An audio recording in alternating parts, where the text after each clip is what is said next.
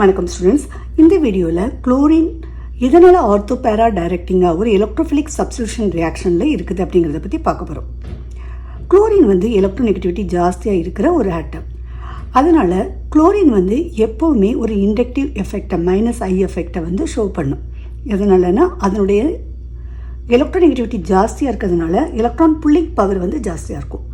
ஆனால் அதே நேரத்தில் ஒரு எலக்ட்ரோஃபிலிக் சப்ஸ்டியூஷன் ரியாக்ஷன் நடக்கும்போது அதில் ஆர்த்தோ பேரா டைரக்டிங்காக இருக்குது. அது எதனாலன்னு பார்க்க போனால், இப்போ நம்ம குளோரோபென்சின் எடுத்துக்கிடுவோம். ஒரு எலக்ட்ரோஃபைல் இருக்குது.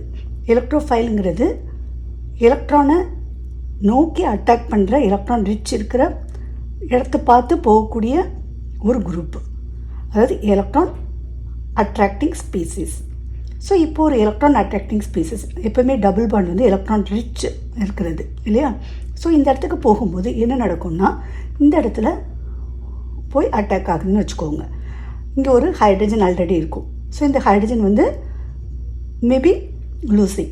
இப்போ என்ன நடக்கும்னா, இந்த குளோரின் மேலே எத்தனை லோன் பேர் இருக்கும்? 3 லோன் பேர் எலக்ட்ரான்ஸ் இருக்கும். அதனால் இந்த chlorine electron -I எஃபெக்ட்னால it will try to take the electrons, withdraw the electrons அப்படி எடுத்துக்கிடும். ஸோ அந்த மாதிரி அப்படி எடுத்ததுன்னா என்ன நடக்கும் அப்படின்னு சொல்லி பார்த்தா, இந்த இடத்துல நமக்கு ஒரு கார்போகேட்டையான் ஃபார்ம் ஆகும். கார்போகேட்டையான் because of this electron withdrawing nature of chlorine, அதாவது -I எஃபெக்டால். அப்போது இங்கே ஹைட்ரஜன் இருக்கும். இப்போது என்ன நடக்கும்? இது எலக்ட்ரானை வித்ட்ரா பண்ணதுன்னா இது டீஸ்டெபிளைஸ் த கார்போகேட்டையான். கார்போகேட்டையனுடைய ஸ்டெபிலிட்டி கம்மியாயிரும். கார்போகேட்டையனுடைய ஸ்டெபிலிட்டி கம்மியாயிருச்சுன்னா அந்த நேரத்தில் நமக்கு இந்த மாதிரியான ஒரு ப்ராடக்ட் ரொம்ப difficult. At the same time குளோரினுக்கு இன்னொரு ப்ராப்பர்ட்டி ஒன்று இருக்குது. இங்கே குளோரின் எந்த இடத்துல அட்டாச் ஆகிருக்குது? sp2 கார்பனோடு அட்டாச் ஆகிருக்குது. sp2 கார்பனோடு அட்டாச் ஆகிருக்கிறதுனால this is due to -I effect. So இன்னொரு எஃபெக்டை நம்ம பார்க்க போகிறோம், +R எஃபெக்ட், அதாவது ரெசனன்ஸ் எஃபெக்ட். ஸோ ரெசனன்ஸ் எஃபெக்ட்னால என்ன நடக்குது அப்படின்னு சொல்லிட்டு பாருங்கள். So chlorine 3 lone pair electrons. So இப்போது இட் டொனேட்ஸ் த எலக்ட்ரான்ஸ். அப்போ டொனேட் பண்ணும்போது இந்த இடத்துல ஒரு டபுள் பாண்ட் க்ரியேட் ஆகிடும். ஓகேயா?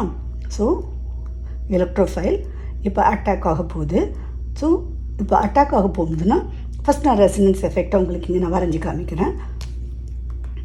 இப்போ நல்லா பாருங்கள், எந்த இடத்துலலாம் ஆர்த்தோ, அப்புறம் பேரா, திருப்பி ஆர்த்தோ, இந்த 3 இதுலேயும் எலக்ட்ரான் டென்சிட்டி ஜாஸ்தியாக இருக்குது.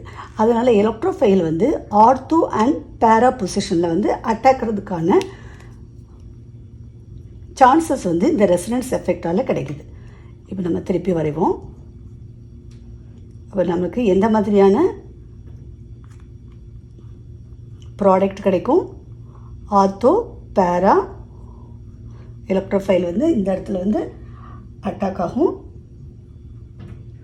அப்படி அட்டாக் ஆகும்போது நமக்கு கிடைக்கிற கார்போகேட்டையான் இந்த இடத்துல கார்போகேட்டையான் ஸ்டெபிளைஸ் ஆகுது. எதனால் ஸ்டெபிளைஸ் ஆகுது? Because of +R effect. இன்னொன்று பாசிபிலிட்டி, பேரா பொசிஷனில் இங்கே ஒரு எலக்ட்ரோஃபைல் H. ஸோ Cl அப்படி இருக்கும்.